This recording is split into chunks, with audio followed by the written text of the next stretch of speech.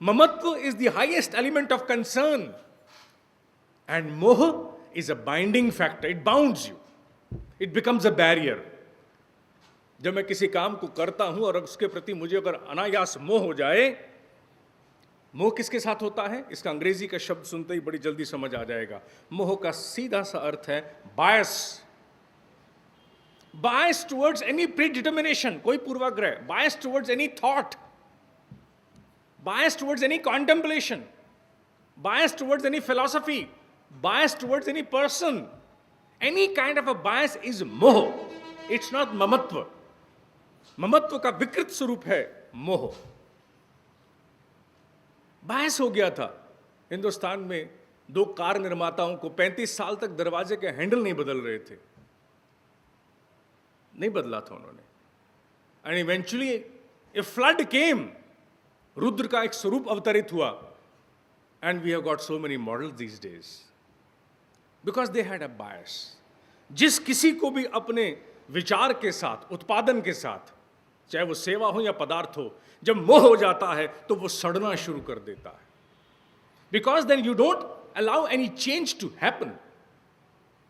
And wherever there is no change, it is bound to deteriorate. It is bound to prone to become a DK.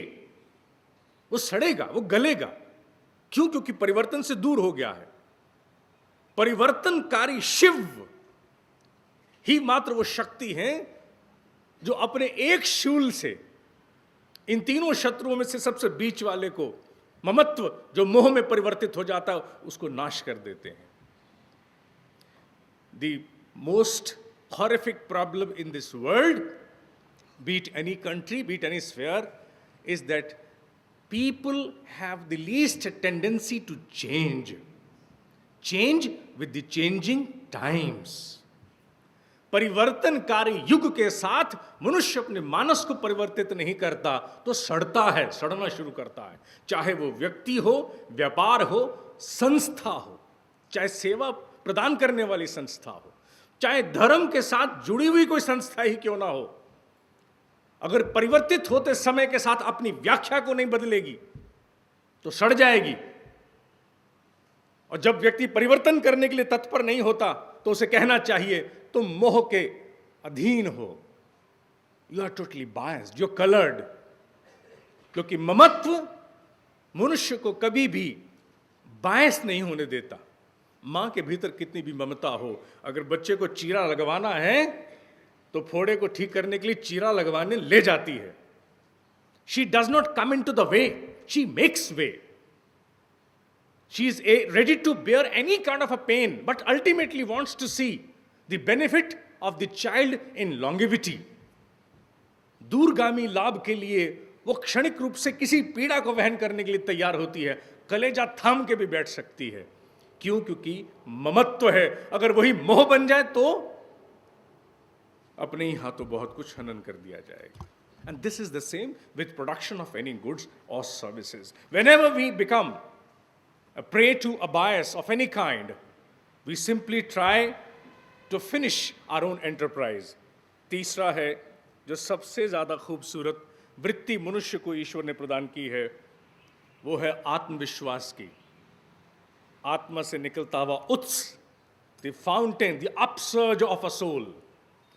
आत्मविश्वास एक ऐसी शक्ति है जिसमें एक बड़ा मैग्नेटिक ऑरा होता है, चुंबकत्व होता है. आत्मविश्वासी व्यक्ति सभी साधनों को अपनी ओर आकर्षित करता है. अपने साथ काम करने वाले सभी लोगों में विश्वास की और आशा का संचार करता है.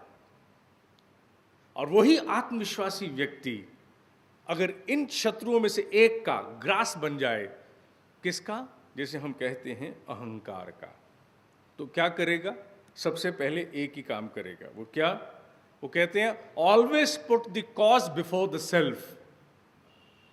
अपने उद्देश्य को अपने से सदैव आगे रखना चाहिए. लेकिन जो व्यक्ति ईगो का शिकार हो जाता है वो अपने उद्देश्य के आगे आके खड़ा हो जाता है. सबसे पहले अपने उद्देश्य को रोकता है, नहीं आगे नहीं जाने दूंगा. Why? Because I am unbearable in my own self. अहंकार से पूरित व्यक्ति कर्मठ से कर्मठ सहयोगी की टांग में छड़ी डाल देगा, चलने नहीं देगा. He will not allow him to work. He's a bad manager who does not give that liberty and discretion for his subordinates to dispense the required business. Delegation of a responsibility and a vesting with actual discretion are two different things. हाँ ये तुम कल से काम कर लो, लेकिन मुझे पूछे बिना मत करना. So that means that you have delegated, but you have not given the vested the delegated task with the discretion to dispense. आत्मविश्वास का हनन होते ही अहंकार का निर्माण हो जाता है, और इस शत्रु को सबसे पहले जब आके ग्रसता है तो मनुष्य सबसे पहले अपनी ही बात को उचित मानता है, अपने आप को हर स्थान पर देखना चाहता है. Everywhere one wants to see in the system the self. जहां सेल्फ नहीं है वहां वो सिस्टम गड़बड़ दिखता है उसको. एंड फॉर एनी बिजनेस, चाहे कोई बिजनेस क्यों ना हो, अगर वहां अहंकार आना शुरू हो गया तो वो सबसे पहले आपकी कम्युनिकेशन को रंगता है. The way you communicate,